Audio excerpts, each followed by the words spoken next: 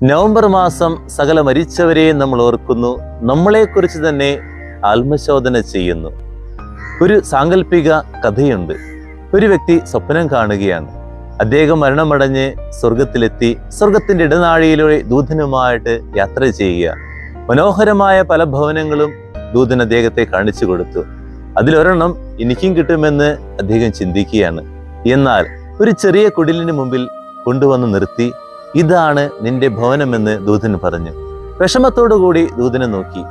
ദൂതൻ തിരിച്ചു പറഞ്ഞു, ഭൂമിയിൽ നിങ്ങൾ ചെയ്യുന്ന സൽപ്രവർത്തികൾ അനുസരിച്ചാണ് ഇവിടെ ശേഖരണം ഉണ്ടാവുക. ഭൂമിയിൽ നീ ചെയ്തതെല്ലാം നിന്റെ പേരിനും പ്രശസ്തിക്കും വേണ്ടിയാണ്, നന്മയ്ക്ക് വേണ്ടി ഒന്നും ചെയ്തിട്ടില്ല. നമ്മൾ ഓർക്കുക, 3 ചോദ്യങ്ങൾ ചോദിക്കുക. ഞാൻ എന്തിനു വേണ്ടി ചെയ്തു, എങ്ങനെ ചെയ്തു, എന്ത് ചെയ്തു? ഈ 3 ചോദ്യങ്ങളും നമ്മുടെ ജീവിതത്തിന്റെ അർത്ഥം മനസ്സിലാക്കും. ദൈവം അനുഗ്രഹിക്കട്ടെ.